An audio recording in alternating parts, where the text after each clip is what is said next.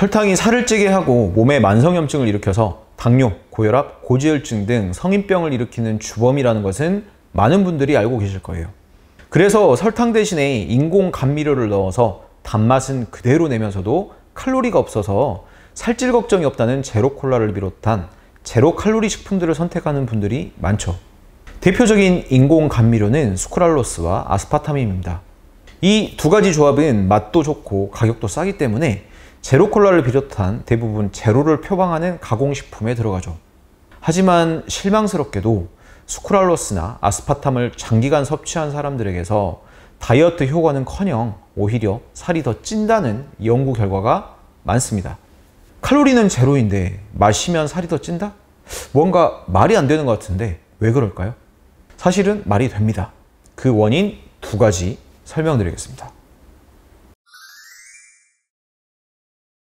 인공 감미료가 혀에 닿게 되면 비록 칼로리는 없다고 해도 이 혀로 전달된 단맛의 쾌감은 뇌로 전달됩니다.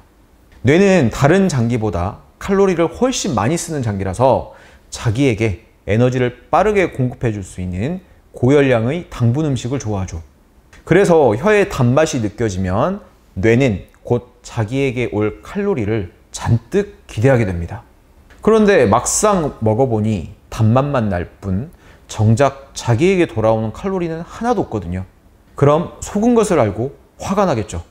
이후엔 이에 대한 보상으로 뇌는 진짜 당분 음식을 더욱 갈망하게 됩니다.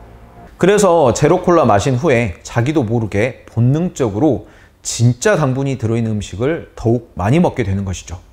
밥을 먹어도 평소보다 더 많이 먹게 되고 과자나 과일을 먹어도 평소보다 한두 점씩 더 집어먹게 됩니다.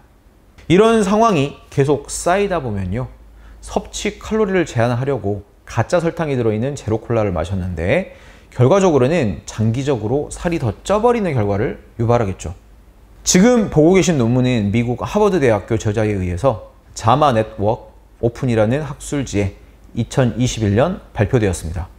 이 논문에서 흥미로웠던 실험 내용이 있는데요. 실험군인 여성들에게 인공 감미료인 수크랄로스가 들어간 음료 300ml를 한 컵 마시게 하고 대조군인 여성들에게 같은 정도의 단맛을 내는 설탕물 300ml를 한 컵 마시게 한 후에 2시간 후 뷔페 식사를 제공했는데요. 이때 인공 감미료인 수크랄로스가 들어간 음료를 마셨던 여성들은 설탕물을 마신 여성들에 비해서 무려 75%나 더 많은 칼로리의 음식을 섭취했다고 합니다. 재미있게도 이 실험에서 남성들은 설탕물을 먹든 수크랄로스 음료를 먹든 뷔페 식사에서 먹는 양이 유의미한 차이가 없었다고 하네요. 남성들보다 여성들이 단맛에 더 민감하게 반응하니까 인공 감미료는 여성에게 더 비만을 유발할 수 있을 거라고 예상할 수 있습니다. 사람의 장에는 수많은 세균들이 살고 있죠.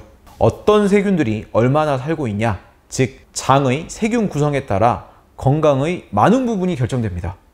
날씬하고 뚱뚱함, 즉 비만 정도도 장내 세균에 의해 결정되는데요.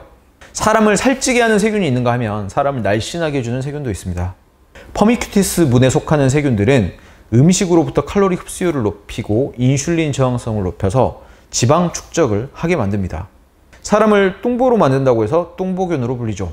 반면에 박테로이데테스 문에 속하는 세균들은 음식으로부터 칼로리 흡수율을 낮추고 염증을 억제하여 인슐린 민감성을 높여줍니다. 그래서 오히려 지방 감소에 도움을 줘서 날씬균이라고 하죠.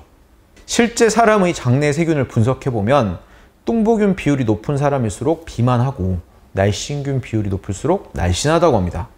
안타깝게도 제로콜라에서 단맛을 내는 수크랄로스나 아스파탐 등의 인공 감미료는 뚱보균인 퍼미큐티스가 살아가기 좋은 장내 환경을 만들어줍니다. 인공 감미료는 장내 산성도를 변화시키고 장내 염증을 유발하고 장 점막 투과성을 증가시키는데요. 이런 변화들이 뚱보균인 퍼미큐티스에게는 유리하게 작용하고 날씬균인 박테로이데테스에게는 불리하게 작용해서 결과적으로 퍼미큐티스와 박테로이데테스의 균형을 무너뜨려 사람을 뚱뚱하게 만듭니다.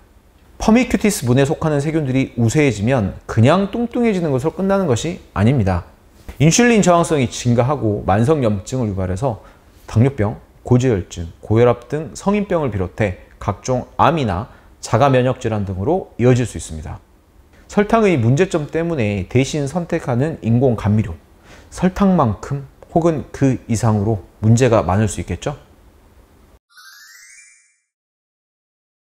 자, 그럼 대처 방법을 알려드릴게요. 첫째, 단맛과 헤어질 결심을 하세요. 설탕, 당분 때문에 살찔 게 두려워서 혹은 건강이 걱정돼서 대체당을 찾으셨던 거라면 대체당은 해결 방법이 될 수 없습니다. 그냥 단맛과 과감하게 헤어지셔야 합니다. 건강도 챙기고 체중도 줄이면서 단맛도 즐기고 싶다? 그런 방법은 세상에 존재하지 않습니다. 제로콜라를 못 끊겠다는 건 그냥 뇌가 설탕의 단맛에 중독되어 있는 겁니다. 이 중독에서 벗어나려면 담배를 끊듯 술을 끊듯 그냥 단맛과 단번에 헤어지는 게 가장 빠릅니다.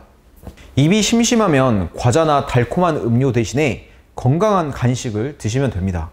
견과류, 100% 다크초콜릿, 그릭 요거트, 무가당 땅콩버터, 달달한 간식 대신에 이런 건강한 지방질 간식을 드시기 시작하면요.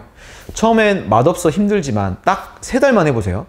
억지로 먹던 건강 간식이 점점 맛있어지기 시작하고 3개월 후에는 단맛이 역겹게 느껴질 겁니다. 두 번째, 그래도 안 되겠으면 천연유래 당을 쓰세요. 도저히 단맛과 못 헤어지겠다. 그렇다면 인공감미료 식품 대신에 천연감미료를 쓰는 게 좋습니다.